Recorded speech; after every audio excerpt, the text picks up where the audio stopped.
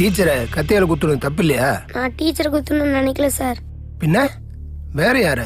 Report கார்டில் sign வாங்குறப்பெல்லாம் எங்கள் daddy என்னை போட்டு அடிப்பார், மார்க் கம்மி ஆயிடுச்சுன்னு. அவரை குத்தலான்னு தான் நினச்சேன், மிஸ் ஆயிட்டாரு.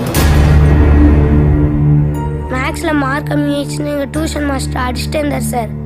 அவரை குத்தணும்னு நினச்சேன் சார், அவரும் எஸ்கேப் ஆயிட்டார் சார். அப்போதான் கோவத்தில் ஹிந்தி மிஸ்ஸை குத்திட்டேன் சார். உன் ஃபியூச்சர் நல்லா இருக்கணும் தானே உங்கள் டாடி மம்மி டீச்சர்ஸ் எல்லாருமே படிங்கிறாங்க. அதில் என்னடா தப்பு இருக்கு? அதுக்காக கத்தி எடுத்து குத்திடுவியா நீ? தப்புன்னு தெரியல உனக்கு? அவங்க என்ன பண்ணான்னு உங்களுக்கு தெரியுமா சார்?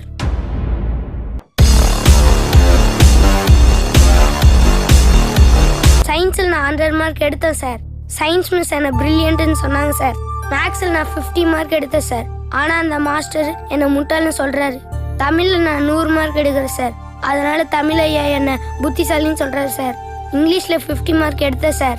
ஆனால் அந்த மிஸ்ஸு என்னை இடியட்டுன்னு சொல்கிறாங்க சார்.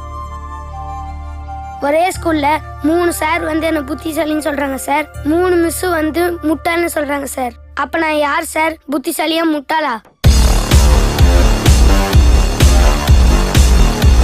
சயின்ஸில் நான் 100 எடுப்பேன் சார். ஏன்னா எனக்கு சயின்ஸ் நல்லா வருது. சயின்ஸில் நீங்கள் 200 எடுக்க சொன்னாலும் நான் எடுப்பேன் சார். மற்ற சப்ஜெக்ட்லாம் 100 மார்க் எடுக்க சொன்னீங்கன்னா எப்படி சார் எடுக்கிறது? ஸ்கூலில் நிறைய கேம் இருக்குது சார். ஒரே ஸ்டூடெண்ட் எல்லா கேமும் விளையாடுவானா சார்?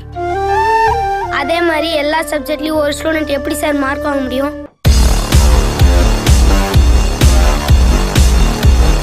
இப்போதான் உன் பிரச்சனை என்னன்னு எனக்கே தெரியுது. ஆமாம், உன் மாஸ்டரால் இவ்வளோ பிரச்சனை இருக்க ஹெட் மாஸ்டர்கிட்ட சொல்ல வேண்டியதானே? அவரே பிரச்சனை சார். அவரால் உனக்கு என்னடா பிரச்சனை?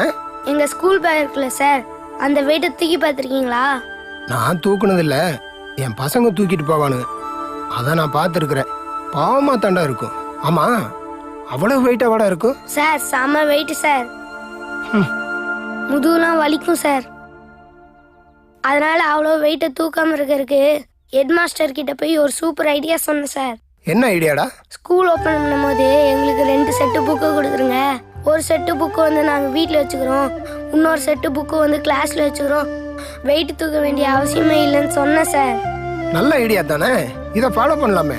உங்களுக்கு தெரியுது சார் அது நல்ல ஐடியான்னு, ஆனால் அவருக்கு தெரியலையே சார். அட, எனக்கே அட்வைஸ் பண்ணுறியான்னு சொல்லி 2 நாள் முட்டி போடச்சார் சார்.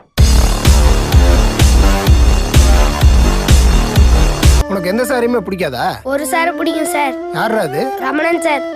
ரமணனா? அவர் எந்த சப்ஜெக்ட் எடுக்கிறாரு? அவர் வாத்தியார்ல சார்.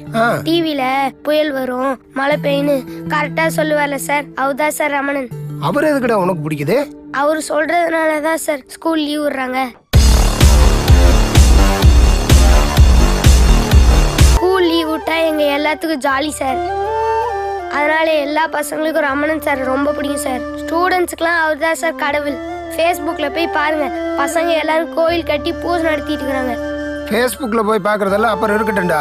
எல்லா சப்ஜெக்ட்லேயும் 100 மார்க் எடுன்னு சொல்றது உன்னுடைய திறமையை வெளியே கொண்டு வரக்காக.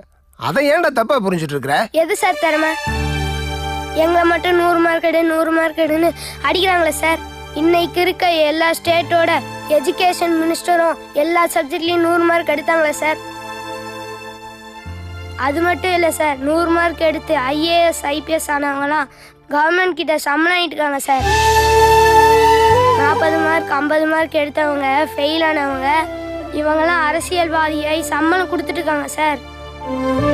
எல்லா சப்ஜெக்ட்லேயும் 100 மார்க் எடுக்கிறோன்னா புத்திசாலிங்கிற சிஸ்டத்தை தூக்கி போட்டு உடைக்க சொல்லுங்க சார். இந்த எஜுகேஷன் சிஸ்டம் இப்படியே இருந்துச்சுன்னா ஸ்டூடெண்ட்ஸோட லைஃப் ரொம்ப ரிஸ்க்கு சார்.